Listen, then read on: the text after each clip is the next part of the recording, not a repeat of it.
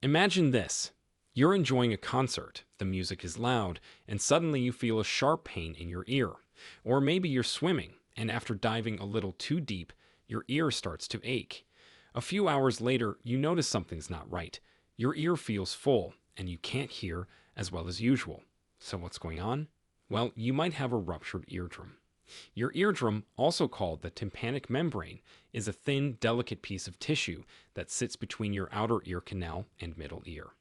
It plays two crucial roles in your hearing.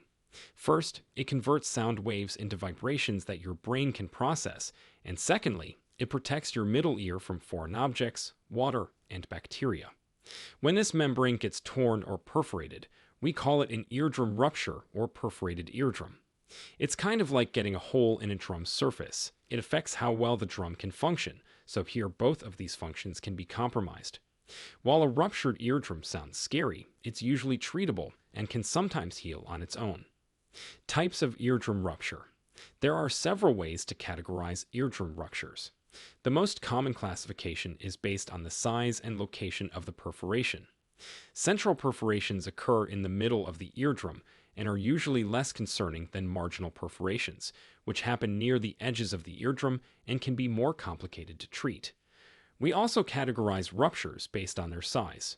Small, less than 25% of the eardrum; medium, 25 to 50%; and large, more than 50% of the eardrum. The bigger the rupture, the more likely it is to cause hearing problems and take longer to heal. Causes of eardrum rupture. There are quite a few things that can cause your eardrum to rupture. Here are the most common causes. Number 1. Ear infections. Middle ear infections, also called otitis media, are one of the most common causes of eardrum ruptures, especially in children.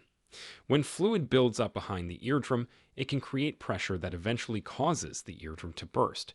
This might sound scary, but it's actually the body's way of relieving pressure and draining the infection. Number 2.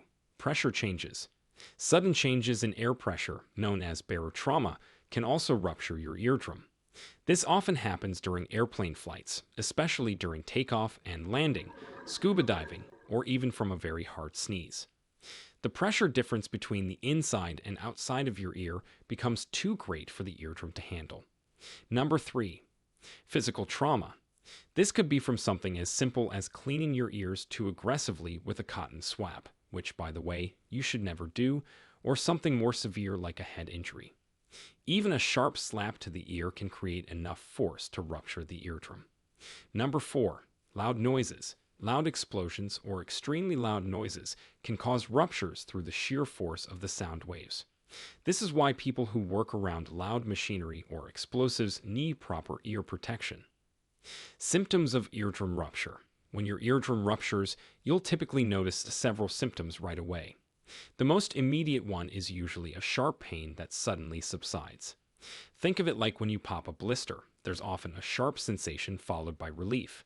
You might experience some bleeding from your ear. However, this isn't always present. More commonly, you'll notice a clear or slightly bloody fluid draining from the affected ear. Hearing loss is another major symptom. It might feel like your ear is stuffed with cotton, and sounds may seem muffled or far away. This happens because the eardrum can't properly vibrate and transmit sound waves anymore. Many people also experience tinnitus, which is a ringing, buzzing, or whistling sound in the ear. This can be quite annoying and may come and go or remain constant. You might feel dizzy or experience vertigo, as the eardrum is connected to your body's balance system. Some people describe feeling like the room is spinning or they're on a boat. If you have an infection along with the rupture, you might experience fever and increased ear pain. Your ear might feel full or blocked, and you could have trouble hearing clearly on the affected side. Diagnosis of eardrum rupture. When you visit a doctor for a suspected eardrum rupture, they'll typically start with a thorough examination. They'll ask about your symptoms and what might have caused the injury. The main diagnostic tool is an otoscope, which is that instrument doctors use to look inside your ear. Through this, they can actually see the hole or tear in your eardrum. They might use a special otoscope with a small puff of air to see if your eardrum moves normally. Sometimes they'll perform hearing tests to determine how much the rupture has affected your hearing. This might include various types of audiometry tests that check how well you can hear different pitches and volumes. If there's concern about infection or other complications, they might take samples of any fluid draining from your ear to test for bacteria. Before we continue, if you have been finding the video helpful so far, hit the like button and don't forget to subscribe and hit the bell icon so you don't miss more videos like this. Treatment for eardrum rupture. Most eardrum ruptures heal on their own within a few weeks, but treatment can help speed up the healing process and prevent complications. Here are the main treatment options. Number 1. Watchful waiting. This is often the first approach for small ruptures. The amazing thing about our bodies is that many eardrum ruptures can heal on their own within a few months. During this time, you'll need to keep your ear dry and clean. During this period, your doctor will likely recommend using earplugs while showering and avoiding swimming.